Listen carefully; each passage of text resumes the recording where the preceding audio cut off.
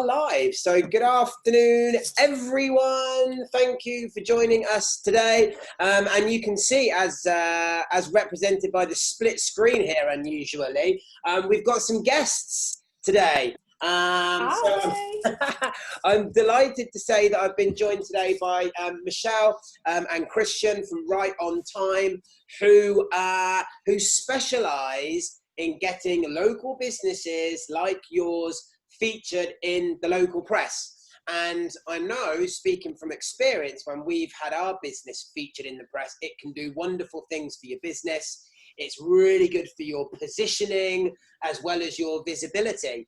Because I think, and this is a personal belief, that there is a stigma, if you like, around getting published or reported on, that it's really difficult and that it only happens to the creme de la creme of the businesses. And I think so many people think that, oh, they'd never feature me, so they probably just never bother, right? Yep. And I know from experience that it's always been something which has had good impact and good results down the line whenever it's happened to us. So I was thrilled when you both agreed to come on with us. So first of all, welcome, Michelle, Christian, welcome to our page.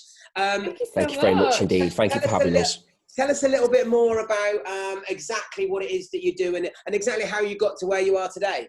Sure. Okay. Yeah, no worries. Do you want to kick off? Yeah, yeah. So I'm Michelle and this is Chris. Chris, yeah. And as Ryan said, we are right on time. So uniquely or quite rarely for PR people, we did used to be reporters. This is in fact how we met each other. We did. Like Lewis and Clark in the newsroom. We did indeed. 2002. 2002, yeah. A long time ago now. Long time. When we initially met, yeah. So we were working in the local news at the time, and we worked in a specific section called the commercial. We were there specifically to support businesses who wanted to get into the newspaper and to tell their stories in the press. That's right. And we loved it. We had an absolute ball doing that. We worked on a posh lifestyle magazine as well called Limited Edition, and that was catered to the AB1 readership. So people with nice, swanky big houses. Cheshire set, basically. Cheshire set, talking about fashion and health and beauty and hairdressing and all that. Crossed over to the dark side. So we moved from being news reporters into the PR realm. We did. We did. So Christian went into the private sector and I went into the public sector with the NHS and specifically mental health. Yeah. And we both kind of learned how it feels to be on the other side of the fence. So how it feels to be a company trying to reach out to the media and trying to get coverage for your business in newspapers that really matter to your local community. So we've come full circle, taken all those skills and set up our own PR agency called Right on Time. That was back in 2017. It was. Yeah. We're actually celebrating our 3rd anniversary next month. Next month, so yeah. We're very happy about that. Cheers, Ryan. Thank you. It's gone 3 years down the line, not killed each other yet. Husband and wife team, running a company, all going well. Yeah. It's going well. Yeah. And what we've started to do more recently is teach what we know. Yeah. So rather than us being the doers, rather than us pitching on behalf of businesses, we wanted to share some of those skills because in spite of the pigtails, I am actually 40. Christian's the ripe old age of 30. 38, yeah, but I look a lot older, yeah. Look a lot older than 38. Yeah. No, go on. A few lockdown grey hairs in the A lot of grey hairs in my head, go on, yeah. So between us, we've got 30 years experience. Yeah, combined experience, yeah.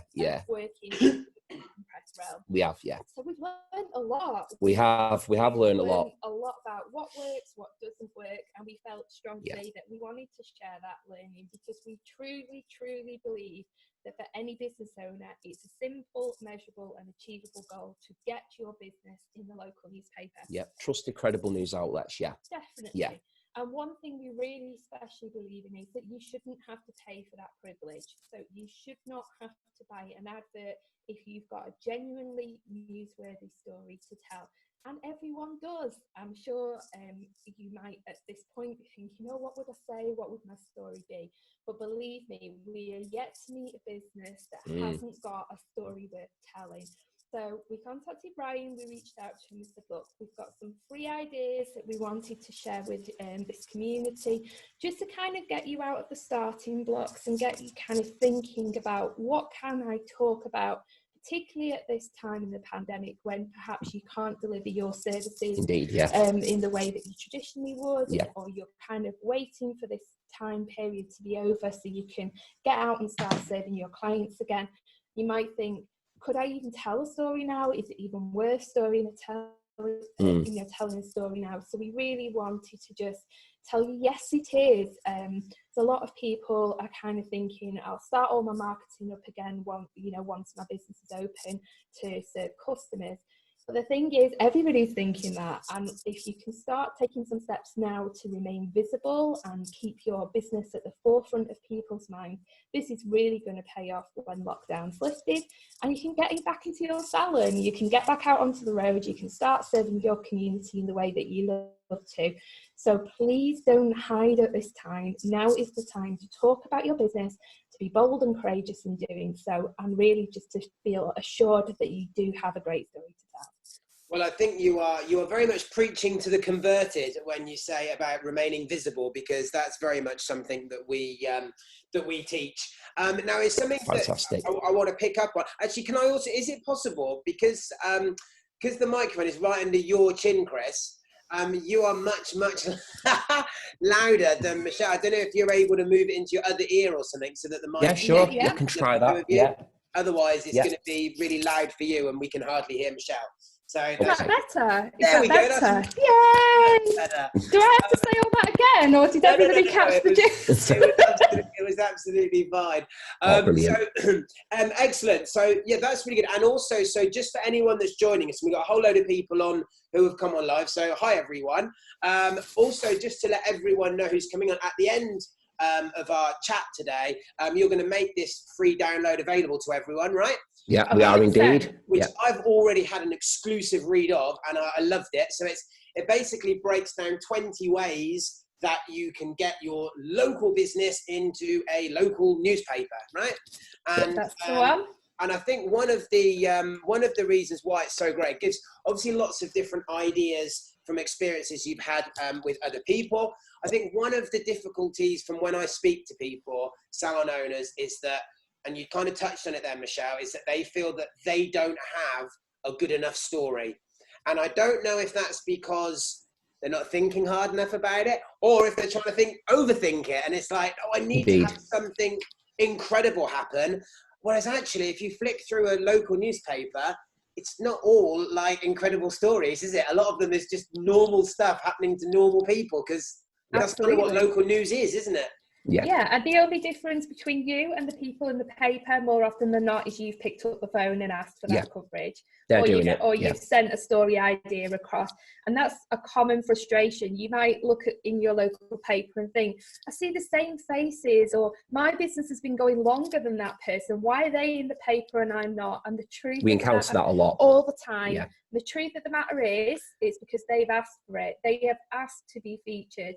We'd love to be in a world where a reporter will ring every day and go, oh, Ryan, what are you up to today? Are you doing anything newsworthy? But it just doesn't work like that. There is some doing involved. Yeah, there's a lot of proactivity. There is. Yeah. So please, if you're looking and thinking, I wish that was me, make it you. Yeah, make it you. Yeah. Do the work and make it you, because you're not in there because you don't deserve to be. It's just because you haven't asked. Yeah. Got ya. Now tell me then, it's interesting that you said there about the editor contacting you. Do you find that once you've maybe had a piece submitted, is it then much easier to get future ones? So do you go on like a good list, as it were, if they get good feedback from your first story? That's a brilliant question. Yeah, definitely. Yeah. So we always say it's a conversation opener. Indeed. So a lot of people go, I've got my piece in the paper, well done me, big green tick in the box, and I'll never just do that again. It could be like the first time they've ever been featured, and then they think, well, I've done that now, I don't have to do it anymore, and it doesn't work like that. It doesn't. Yeah. The more, like anything else, the more you put in, the more you get out. Yeah. So once you've started that conversation, once you've identified a reporter, they know who you are and what your business is, it's much easier to pitch subsequent stories to them, because you're working on an ongoing relationship. And what you often find, and this has been the case for some of our clients, is it even tips to the point where they start reaching out to you. So say, for example, they're doing a feature on the high street, the state of the high street in your community where you live. If they know you, if they know that you've been proactive and you can be relied upon to come back to them when you say you will, you're happy to you're meeting deadlines, you're meeting deadlines, they'll come to you and say, look, I'm doing a feature about the high street. Can you just give us a quick quote here, a quick soundbite, a quick soundbite, like those old-fashioned vox pops that we used to do back in the day when you go out into the town centre and interview people about the state of the nation type thing. But yeah, basically, if you start to build up that dialogue with them, you become trusted. You're giving them stories which are well written, they're well presented. They tick all the boxes in terms of what the readership want, what the reporter wants. Then you're going to remain visible and in their mindset, aren't you? 100%. So that was a great question, that. Because it's definitely a relationship that works two ways as well. And one of the things, just to pick up on what you just said there, Chris, as well, about the importance of deadlines. Now, obviously, for newspaper editors, then deadlines are huge. They are pressing. They're probably at the forefront of their mind 24/7.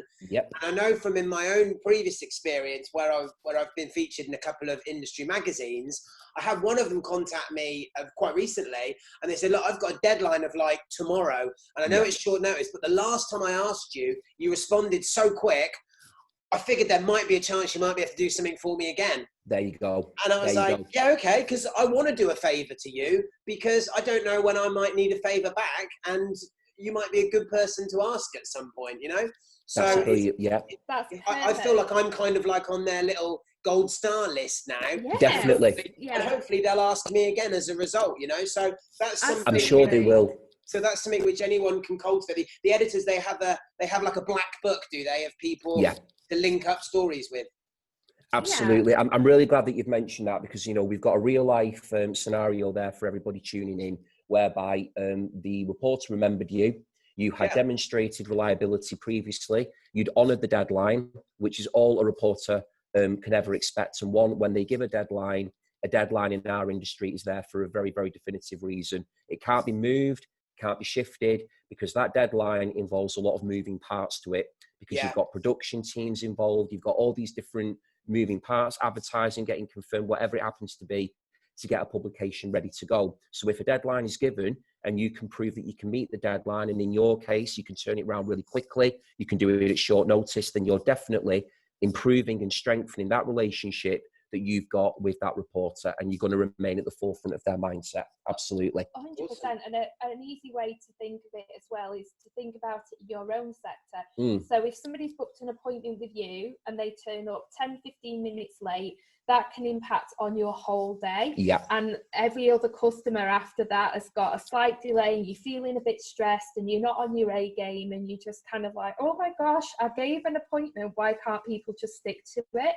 And a reporter feels exactly the same way. If they've given you a deadline, it's because they are trying to organise their day. So do them a favour in the same way you would want your customer to respect you in your appointment times. They're honouring the publication to make sure that it goes out to print on time. So it really can't be moved. But what a great example to share there, Ryan, that you were able to give that reporter what they needed at short notice, because you'd already demonstrated to them that you could be relied upon, and that we actively encourage that to everybody listening today.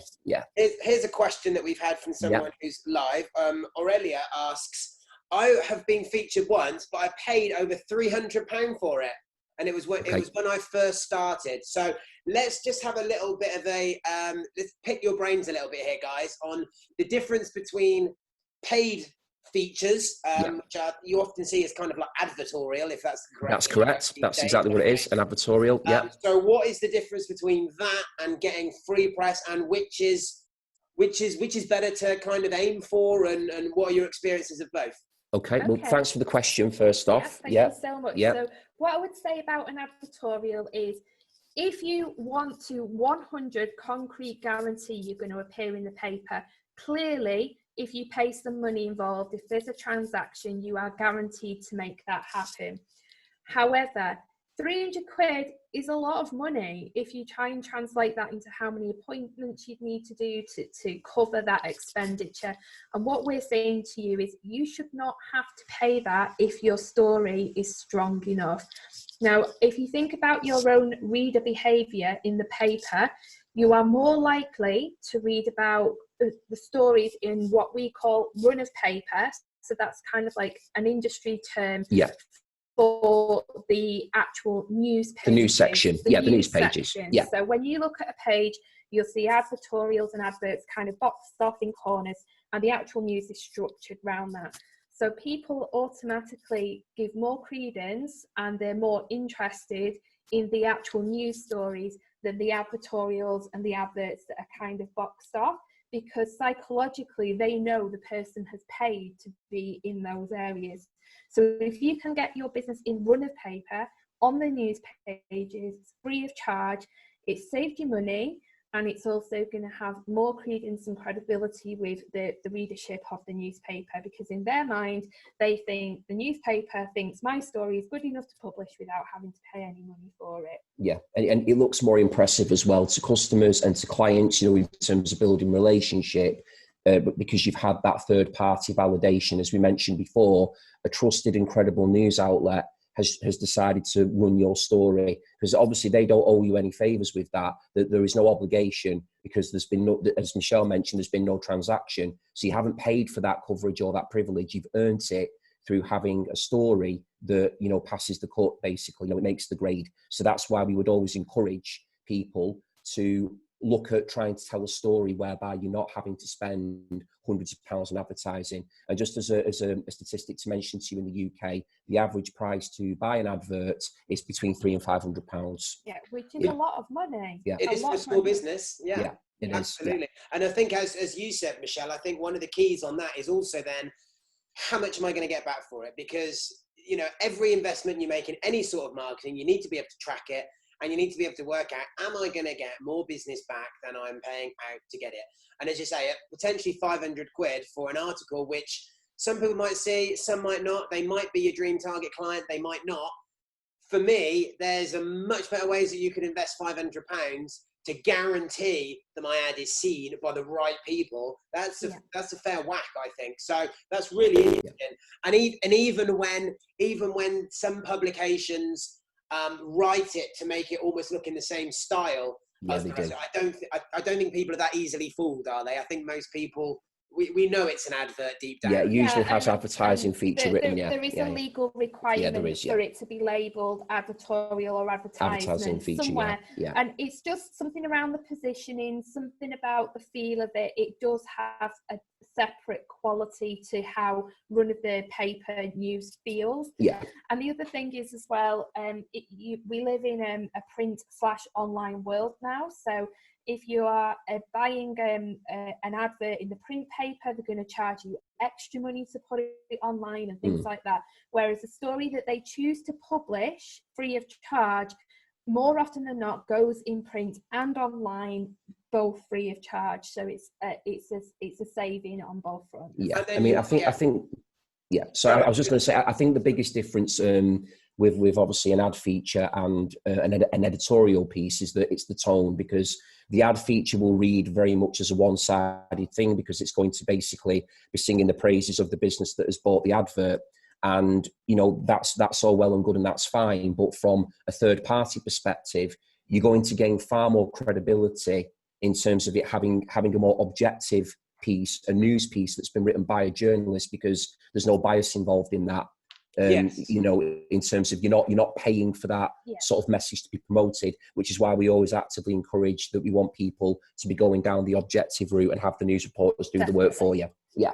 That makes perfect sense. Great so stuff. Let's get into the nitty gritty, right? Because I think a lot of people are going to be watching. I think everyone knows that it would be nice to be featured, right? Yes. I don't think anyone would turn down a free feature in the newspaper if it was presented on a silver platter to them. Yeah. But of course, the real world is that it's not presented to you. You've actually got to get off your backside and at least meet them halfway, right? So give us what would be the top tips, if you like, for someone who's watching this and they're saying, yeah, actually, I'd like to do something and try and get featured. What are the first couple of steps that would be real simple that anyone could do? Okay. Brilliant. Okay. So what I would say is start with the story, okay? Because you don't, a newspaper and reporters are very aware when you're trying to pass off an advert as a story. Their detectors are very, very highly tuned. No, they really are. Their guard is very, very high to Yeah. that. And if you're like, oh, I've got 20% off shampoo next week, they're going to be like, yeah, that's very nice. Call go advertising.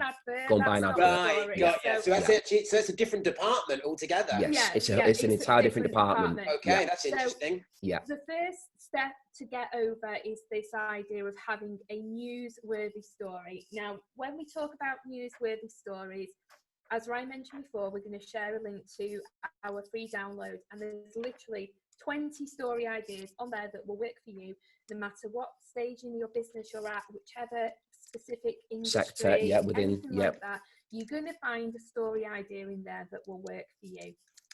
But the golden rule with any story is that you need to put the people at the center of the story. We're talking human interest stories. Can't stress that enough. Yeah. That is, honestly, if you don't remember anything else from everything we say today, think about the human interest story. People like to be curious about what other people are doing, what their passions and motivations are, how they came to be a business owner, some of the challenges that they face.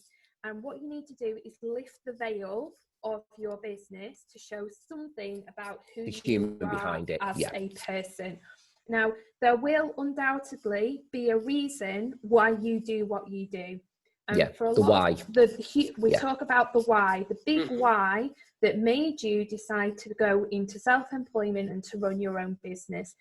Now, a lot of businesses are what we call heart businesses, which means they've got a strong values base, or they come from a significant life event, or perhaps you've worked for somebody else in the past. And maybe you've been in the corporate world. You've been in the corporate world, or it's been stressful, or you've had some real challenge that you've thought, you know what, I'm going to be my own person, I'm going to run my own business.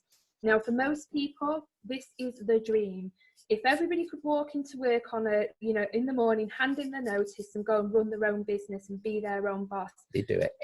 They would love to do this. So anytime somebody has done that and it's worked, they've got their own business, it's really, really inspiring. So telling your story is going to make you feel so good, because you're going to reflect back on where you've come from. Yeah, your accomplishments. But it's going to inspire other people. And the key part of this is it's going to get your customers behind you, because they're going to want to see you succeed.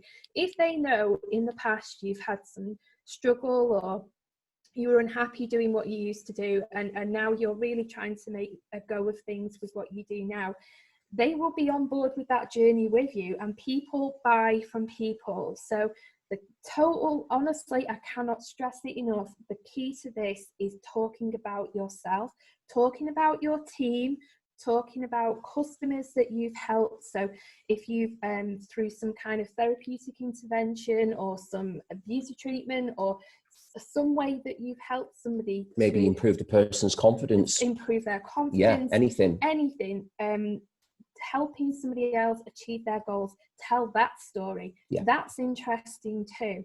So when you're thinking about this, don't think from the point of view, I need bums on seats and I need to sell X number of bottles of product and this.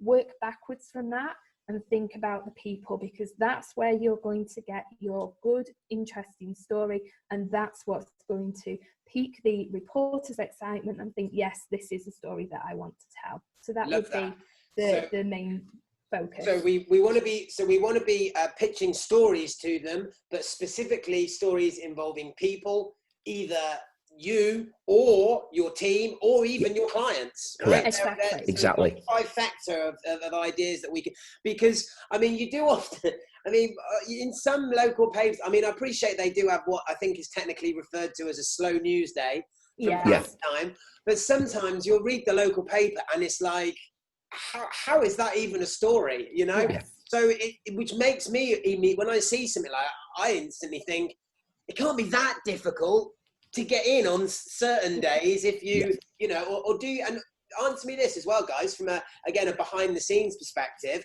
Is it also the case if you put something to them and maybe you're not in their top tier of being interested, are you sort of compartmentalized for when they don't have as many stories as opposed to just being binned? Do they kind of hold, you know, might they refer back to you down the line? It depends. Like we say, for example, a story that could be published anytime is often published at no time. So what we do say is try to keep a sense of urgency about it. So keep it relevant and current. Relevant and current. So obviously at the moment we're in coronavirus pandemic times, and stories that are related to how businesses are pushing through this challenge positively are getting a lot more attention. They're going to go like that. They're going to go like this. Further up the top of the chain. Yeah.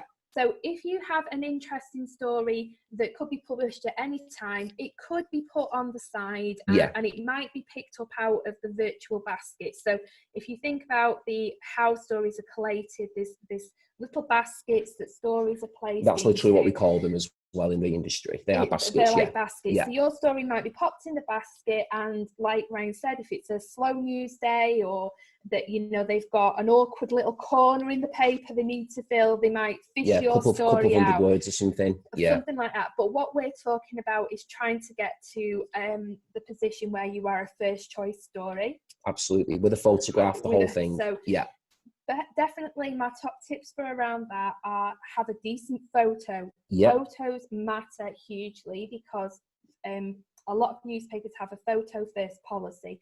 So if you've got a really good photo that tells the story, that will immediately increase the news value of your submission.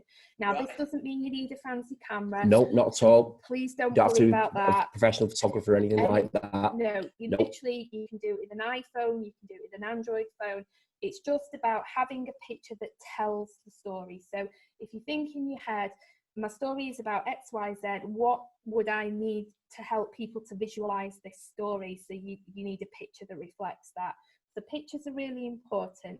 Having a clear story. So don't go to the report and go kind of thinking maybe we could do some kind of story that's a little bit like this, but what's your thoughts? And I can tweak it if you want. They're like, I don't want to do your thinking. That's too much work. That's too much work. So tell me the point of your story.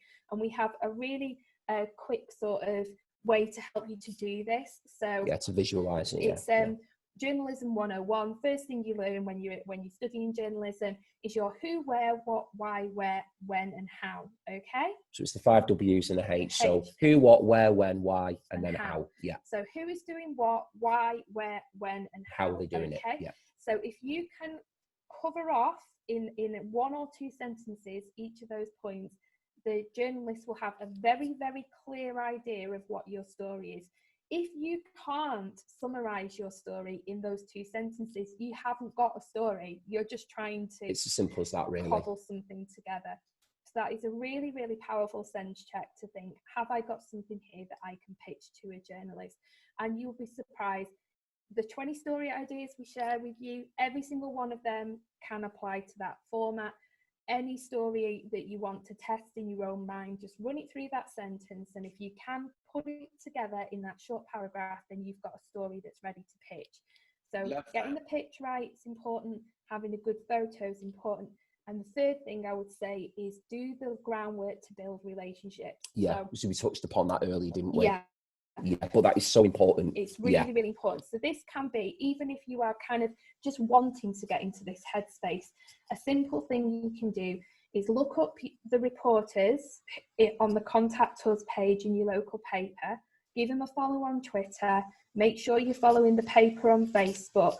When they're posting stories, like the post, share the post, comment on the post, get your head above the parapet so they start to see who you are, so you are not this unknown quantity, and just really start to work on those relationships so that it becomes a two-way thing. So you are sharing content that the reporters are putting out, so when you ask for something, they're much more likely to say yes from you. So those would be my top tips. Definitely work on relationships. Think about your pitch, and think about the picture.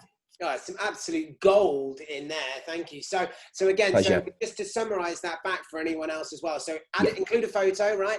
And do the 5 W's and an H method. Yeah. To analyze if you've got a story in there somewhere. Yeah. Absolutely brilliant. I hope you're enjoying this. Everyone that's watching, put a yes in the comments if you're getting value from this, because I'm scribbling notes myself here. This is awesome. That's what we like to see. That's good. A few live questions that we've had coming through. Someone said, and I want to get through a few of these. So yeah, sure, absolutely. Brief answers. But one of the questions that's come through is, do you send them the whole story, or do you just kind of give them like a blurb? Right, brilliant. That's a great question. So, so ordinarily with when you come to pitch the story to the reporter, what you want to be doing is you want to have the first couple of sentences, as we mentioned before, the opening paragraph, which is going to cover off your who, what, where, when, why, and how. So it's very simple.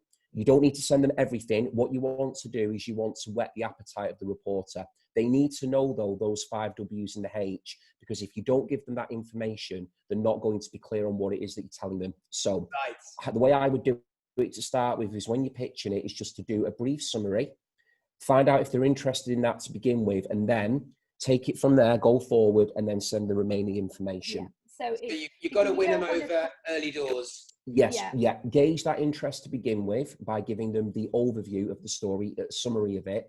And then when you've got it all there ready to go, then you proceed with that. Yeah, I would totally recommend doing that, because what you want to do is make sure you're on the right page with them. No pun intended.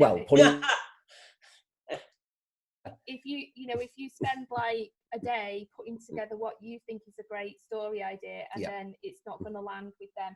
So really, I would honestly, a couple of sentences. I've got a story idea. I want to run it past you. Is this of interest? It's about this. I can supply a picture.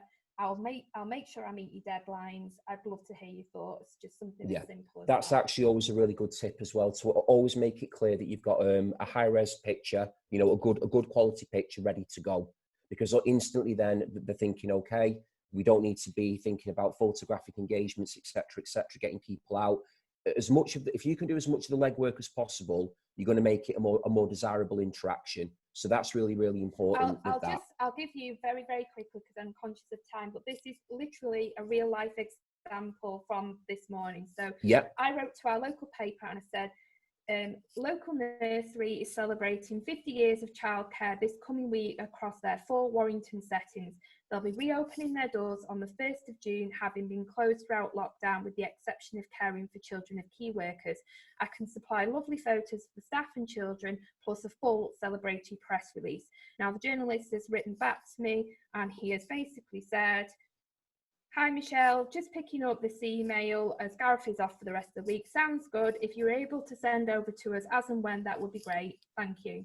Now, the most important thing with that example, which is a true life example done there today, is that the who, what, why, where, when, and how were all covered. And not only that, the pictures are all ready to go to. So already there's going to be green lights going off with that reporter thinking, I have got there a number of things already covered off that I don't need to worry about. The story sounds great. Please send me the remaining information. All good to go. So I hope that answers the pitch question. So you get those key bits in there, you're going to be golden there. Yeah. And I'm sure as well, no doubt, that particular Warrington journalist, he's probably on your speed dial. He's probably, Michelle again. He's probably, because I'm guessing you've got a relationship with them. Absolutely, yeah. But they know you're going to provide them exactly what they want and make his job so easy when he gets a lead from you, I'll bet, because he knows you've done the hard work for him, right? Yeah, that's it. And that's what we want to teach people to do. I can't tell you how important that is. What you don't want them to do is to have to write back and say, have you got a photo to go with that? Or do we need to get somebody out? Do we not have anyone available? Yeah. Try and think in your head, if I was deciding whether to say yes or no to this story, what would I need to know? And then make sure you've covered all that off, and it cuts down all that email traffic of backwards and forwards and make it the easiest yes in the world. Yeah, because journalists ask questions for a living. We all know that. But what we want to do here is we want to reduce the number of questions that we want them to ask, because you are already preempting what they need to know. You're doing the work for them, so they don't have to ask the questions. Therefore, you're saving them time, and you're almost presenting an opportunity where they can't say no to it, because you're doing the work for them and because you've got a great story to tell. So that's a really important, crucial factor to everyone's absolutely loving this. But Carrie says, my husband and I are not this effective in normal life or lockdown. And she goes on to say, by the way, hashtag couple goals. So that's fantastic. Love that. If you can share headphones, it's for life. Absolutely. Yeah. Exactly. So, you guys all right? I know we've gone over a bit longer than we're great for time.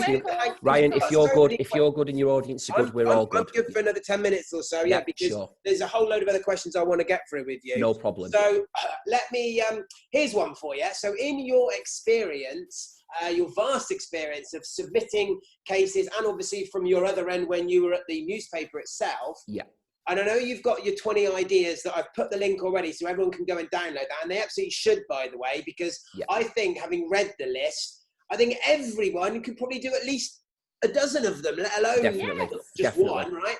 But in your opinion, guys, which one in there is like the golden egg? Which is the one story which is almost guaranteed to land every time with any editor with a heart? Do you want to tackle that one and I'll maybe add a bit on? Yeah.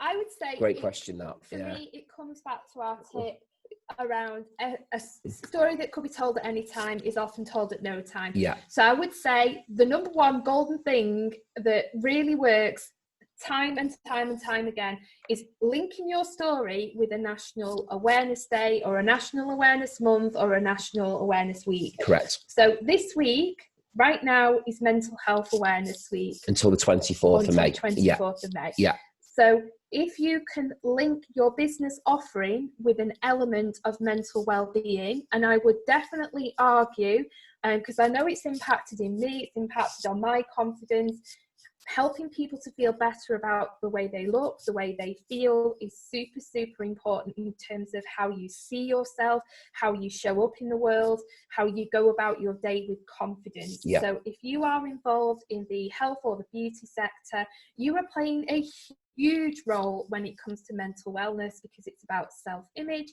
and also just looking after your hair and your skin and things like that. It's going to look after your actual physical health as well. So if you've got a message or a piece of expertise or an advice or a development in your business, link it with an awareness day, week or month that creates that sense of urgency. So typical things would be family business week. So do you run your salon with your sister or with your mom or something like that? Talk about it in family business week. Or if you I'm just trying to think, there's so many awareness There is days. literally an awareness day now for everything. I'm not joking in terms of, I mean, some of them. It's like wash your sock day. Yeah, it's like ridiculous. Honestly, there's talk like a pirate day. Honestly, there are so many days now that are in existence where I'm sure, I mean, to use a true life example, we did a story a while back where a big part of the company's identity was that they would take their pet pugs to work. And they had them listed on the company website with job titles like coordinator of chaos and security guard, whatever. So we had the idea of doing a story around their business when it was National Bring Your Dog to Work Day. So we were able to create a piece around that where the focus was on the dogs, how important it was to their brand, to their image. But not only that, the dogs bring the staff a lot of emotional satisfaction and comfort and make them feel good about their working environment. Yeah. And that story got picked up by all the regional press. They went on the radio. BBC Radio Lancashire, all over the shop, because it was just looking at something in a slightly different and quirky way.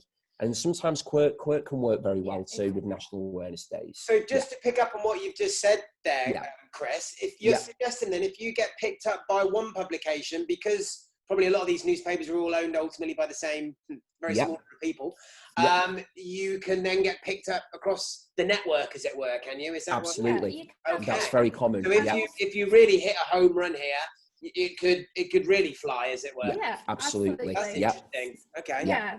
So I'll just give they have sister titles, don't they? I'll give you I know time is an issue, very quick example. One of our clients was in the local paper talking about a baby mat that she'd invented. Yeah, she for weaning toddlers. Weaning children. Yeah. She then got the story picked up by a Channel 4 producer who invited her to come on and appear in a brand new game show for business owners. So she went on to Channel 4.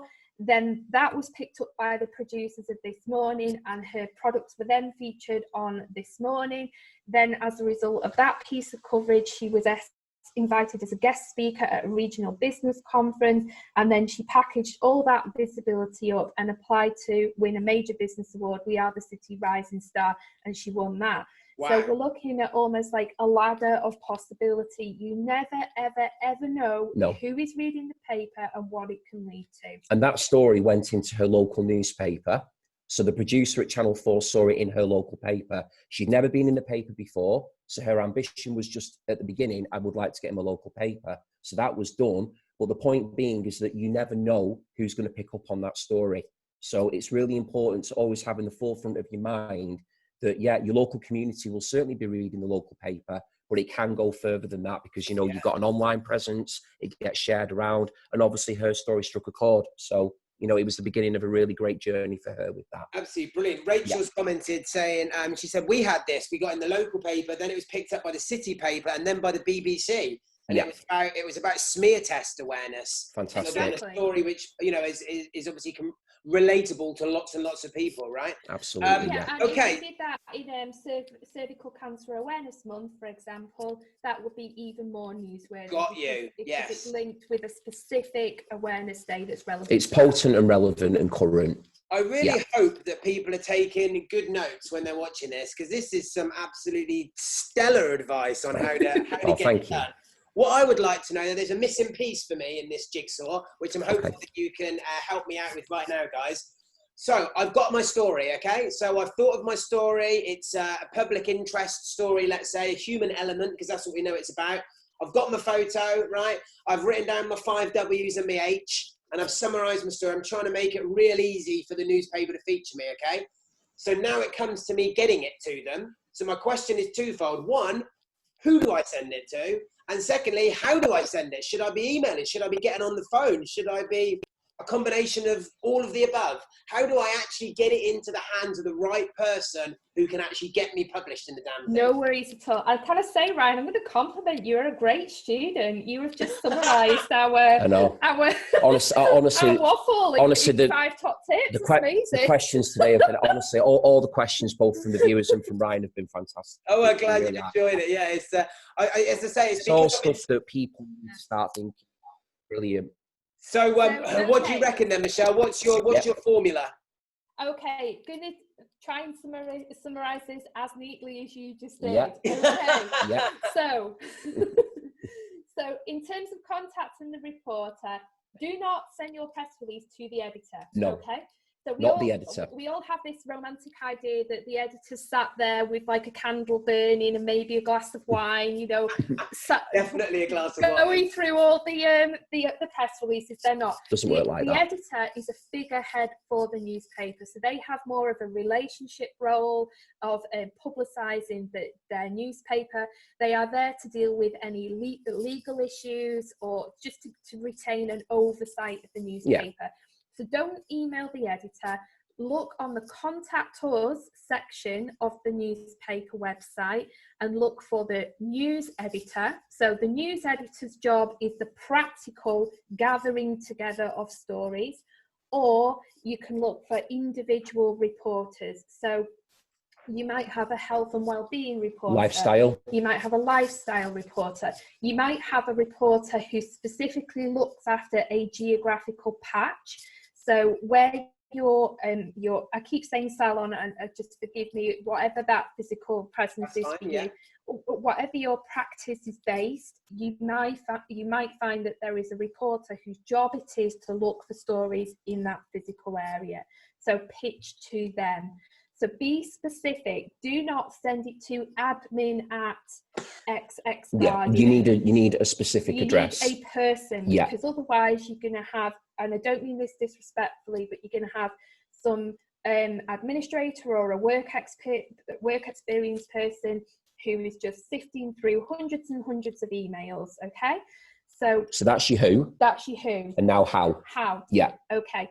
We believe, because this has always been the most successful for us, is a telephone first policy. Now this scares people to death. They think, oh my God, we get that. Can't speak to a reporter. These are like these, you know, in an ivory tower. They're not real. They are real human beings. You can speak to them. We can assure you of that. They are. You can speak, if you can speak to your most awkward customer yeah. on the worst day ever, you can speak to a reporter on deadline day. You've got the skills to cope with you this. can do it. Yeah. You can do it. Yeah. So with a telephone conversation, we say, be brief, be bright, and be gone. That's one of our favourite sayings. Yeah. Nice. Be brief, Repeat that again. Be brief, be bright, be gone. So, hello, I'm Ryan. I've got a great story for you. It's about this. I've got a photo. Would you like a press release? Listen, say, and then do what they tell you to do, and then be gone. Leave them to get on with their day. Leave them to get on with the paper. Just make sure you get the correct address down, email address when you give it to you. You don't want to write down the email address and have to ring them 3 seconds later and go, oh, I think I've got the full stop in the wrong place. Just repeat it to them. Make sure you got that email address right. Take a deep breath and then go for it. Go for it. Yeah. If it helps, have a little mini script in front of you just so you can give it a bit of side eye and look down. Yeah, don't get tongue-tied. You're on track. So phone first. If you can. If you can. However, in these coronavirus times, a lot of newspaper offices are closed. People are working from home. It's absolutely fine to email someone. Absolutely fine. All we say is email a person. Don't email a random generic inbox. Okay? So make sure you send it to a specific reporter. Now, if you can't kind of figure out which reporter to send it to, if you look on the website under the business tab or under the health and well-being or under a lifestyle, and you see a story, the most recent story, it will have what we call a byline, which is the story is by... That's the reporter's name. Sarah Stone. Yeah. Okay? Yeah. Click on Sarah's name and it should take you through to her email address. Now, if she isn't the person to deal with your story, at least you've got a name and you can say in your email, if you're not the right person to address this to, please can you tell me where it needs to go to? Most reporters will be helpful and come back and do that. What I will also say is it's perfectly acceptable to private message people on Twitter, private message them on LinkedIn. We're seeing lots and lots more reporters becoming more and more active on LinkedIn, so feel free to contact them through those channels as well. So don't get like built up in your head about the who and the how. Sorry, the who's really put the how. Don't build barriers in your head around the how. Get on with it. Yeah. Honestly, the best advice is just get on with it, because the more reason you give yourself an excuse not to do this, it's one day less that you've not been in the paper. It's one day less, and you're just going to be. It's just going to keep. The longer you leave it, the more anxious you get. And a way to think about it is, at one point, I always say, you probably felt terrified at the idea of writing about your business on Facebook. The idea of doing a Facebook Live probably filled you with the most amount of dread ever. But you've done it. You've pushed through all those, those firsts. The press is just another first. And you can do this. You can absolutely do it. If you don't get a yes the first time, don't be disheartened. Don't give up. No. This is not just I'll send one email and before I know it, I'm on the front cover of the National Guardian. This is about forming a relationship, and just like anything else in life that's worth doing, it's worth putting some time into it. But unlike many other forms of marketing, it's going to cost you the least amount of money, because the goal is to get in for free. Got ya. No, brilliant advice. Everyone is absolutely loving this, by the way. We get some really, really good comments. So Sophie's run out of paper. Vicky's got pages of notes. This is absolute gold. She also goes on to say, be brief, be bright, be gone. I need this on my coat of arms. Which absolutely. Yeah, so, we live by that phrase. We really do. Yeah. If you're enjoying watching this, guys, show Michelle and Chris some love. Hit us up with a little heart emoji and tag someone in the comments who needs to see this, because this is really applicable. Really, for any small business owner, any local business owner would be able to adopt this exact strategy that you've discussed. We've ascertained they're just flipping normal people that are getting published, right? It's not oh, it's only salons that employ 50 staff and have got a chain of 8. We're talking about normal people, aren't we? I would imagine when I think about a local interest story, I think of something that would be like little Doris, who's come in every month for a haircut for the last 58 years, and she's celebrating her 90th birthday this week, so we got her a cake. That's the sort of... That is a brilliant story. That is a brilliant story. That's a brilliant story. You just want a little picture of Doris with a cake. That's it. Hair looking fly, and there you go. Honestly, ready to go. That is literally a perfect human interest story, tailor-made. I would run that if I was still in the news. Well, what I want to do now is, and we got the hearts are going crazy. We're going to crash Facebook with so many hearts. I've got one last question that I want to go on. you, and then you can explain a little bit to the guys, because I know a lot of people will still need a bit of help joining the dots, and I know that you've got something that you're going to share with everyone in addition to the freebie, which I've already put the link in the comments for that, guys. But also, one last question: are there any no-nos? Are there any things that if you crafted something, as soon as it went there, it'd be like, red flag, the alarms go off in the office, no one's going to print a story about that? What are the things, what should you absolutely not do? Right, sense checking, right, okay. This is really important. I'm glad you've mentioned this, because the whole goal of this is to improve your reputation. So you don't want to destroy it in one goal. So my firmly held belief, and I'm sure you know, we talk about this all the time, don't go anything political, don't go anything religious, don't go anything contentious. So anything that, you know, people have very, very firm, fixed ideas on. So things like Brexit, things about whether lockdown should be lifted or not. Yeah. Unless you are prepared to stick the line, and you know, you're absolutely very firm in your belief, and you don't care whether some people are going to disagree with you. If you're that person, that's fine. If you are prepared to talk about things like Brexit and lockdown, you will find lots and lots of journalists who are perfectly happy to let you do that. But what you're going to do is have an explosion of people arguing in the comments whether, you know, they agree or they disagree.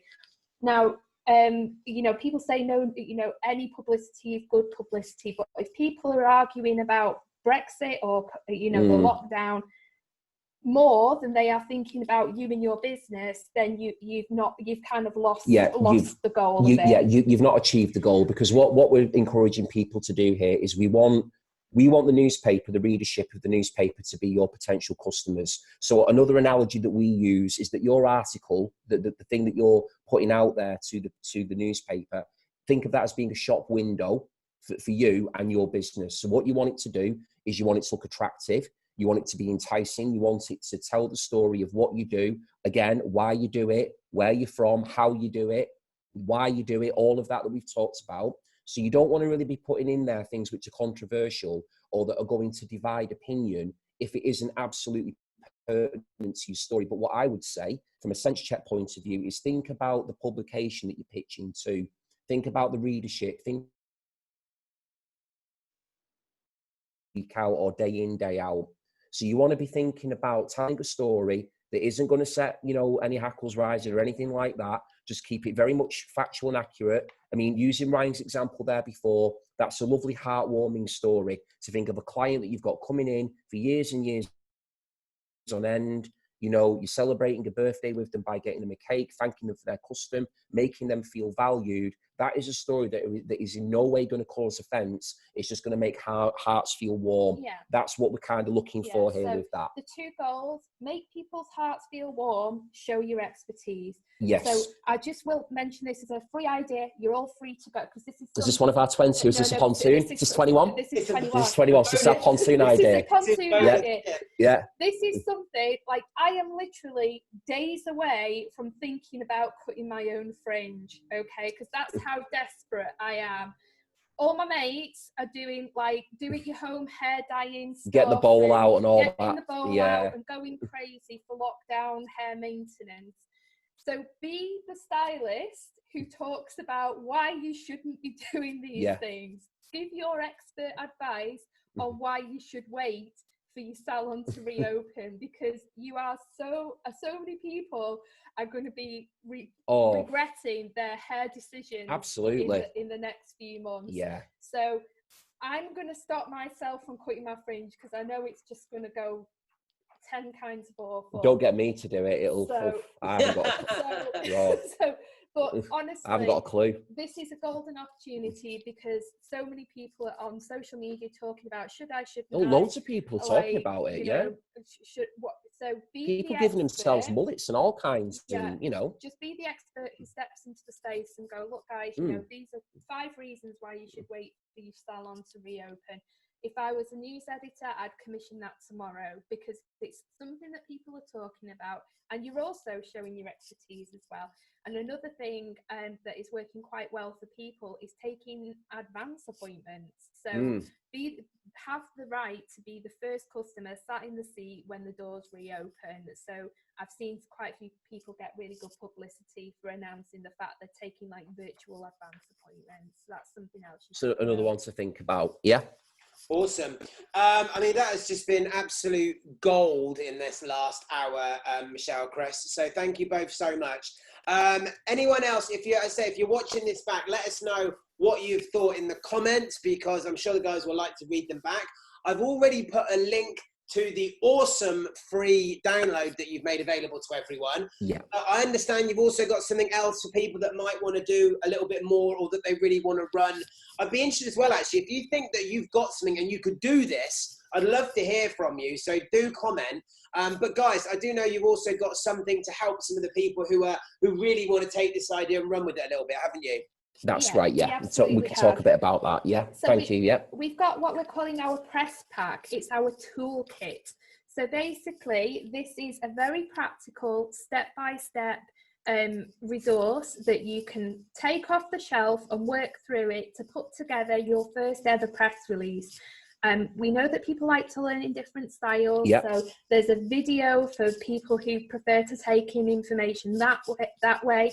There's a written document if you prefer to follow the steps that way. We've got examples in there.